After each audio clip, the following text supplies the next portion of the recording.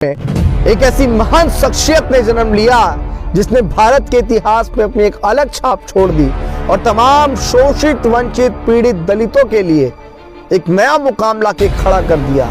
मैं चंद लाइनों को गाकर उस महान शख्सियत की चीजें आपके समक्ष रखूंगा। तेरे एहसान का बदला चुका न पाएंगे, तेरे एहसान का बदला चुका न पाएंगे, तेरे शासन को कभी हम भुला न पाएंगे। तुम थी मजबूत तो समाज ये सुरक्षित था, तुम थी मजबूत तो समाज ये सुरक्षित था। माया बहना तुम्हें कभी भुला न पाएंगे, माया बहना तुम्हें कभी भुला न पाएंगे, तेरे एहसानों का बदला चुका न पाएंगे। इस बात में हम समझते हैं कि कोई भी झूठ नहीं है कि मान्य बहन जी का मान्य बहन जी का जो त्याग है, मान्य बहन जी का जो एहसान समाज के ऊपर है, हम शायद उसको कभी चुका नहीं सकते हैं। आगे की चंद लाइनें समाज से कहना चाहता हूं। देश को अपनी भी ताकत दिखाओ ना मिलके, देश को अपनी भी ताकत दिखाओ ना मिलके, फूले शाहू के मिशन को भी बढ़ाओ मिलके। जिसने जीवन ये इस मिशन को अपना दे डाला, जिसने जीवन ये अपना इस मिशन को दे डाला, उस माया बहन को पीएम बनाओ मिलके, उस माया बहन को पीएम बनाओ मिलके। जी हाँ साथियों, आज 15 जनवरी है। आज ही के दिन 1956 में बड़े दर्द के साथ इस बात को कहा है कि पीएम बनाओ मिलके, क्योंकि शायद पूरा समाज इस बात को देख रहा है कि मान्य बहन जी मजबूत थी तो समाज के ऊपर आंखें उठाने से पहले भी अपराधी 10 बार सोचता था।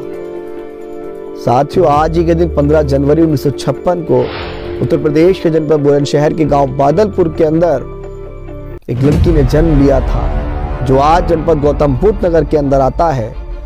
जो लड़की पढ़ लिख के आईएएस बनना चाहती थी, अफसर बनना चाहती थी, लेकिन वो डॉक्टर अंबेडकर, फूले शाहू पेरियार के मिशन को जानती थी, समझती थी। जब वो लड़की अपनी पढ़ाई पढ़ रही थी, उसी दौरान मान्यवर कांशीराम साहब इस देश में सामाजिक परिवर्तन की लड़ाई, सामाजिक परिवर्तन के कारवां को लेकर चल रहे थे। डॉक्टर अंबेडकर के कारवां को लेकर चल रहे थे, फूले शाहू पेरियार लड़ाई के कारवां को लेकर चल रहे थे। उसी दौरान मान्यवर कांशीराम साहब की एक सभा थी, जिस सभा के अंदर 20-22 साल की एक लड़की भी आई थी। तो उस लड़की ने खड़े होकर इस देश में रहने वाले दलितों को, इस देश में रहने वाले शोषित, वंचित समाज को हरिजन मानने से इनकार कर दिया। तभी से वो लड़की हमारे रहबर मान्यवर कांशीराम साहब की नजरों में चढ़ गई और मान्यवर कांशीराम साहब ने सामाजिक परिवर्तन की इस मुहिम में उस लड़की को भी डॉक्टर अंबेडकर के, फूले के, शाहू के मिशन को आगे बढ़ाने के लिए उस लड़की को अपने साथ आने का न्योता दिया। और वो लड़की बिना झिझक के अपने परिवार को छोड़कर 22-23 साल की उम्र में इस समाज का काम करने के लिए, सामाजिक परिवर्तन की मुहिम के लिए निकल गई। गांव-गांव, शहर-शहर, कस्बे-कस्बे, कश्मीर से लेकर कन्याकुमारी तक मान्यवर कांशीराम साहब के साथ हजारों किलोमीटर की साइकिल यात्रा करके इस सोए हुए समाज को जगाया। फूले शाहू पेरियार ललई अंबेडकर के कारवां को आगे बढ़ाया, मान्यवर कांशीराम साहब के मिशन को आगे बढ़ाया, साथ में मिलकर आगे बढ़ाया।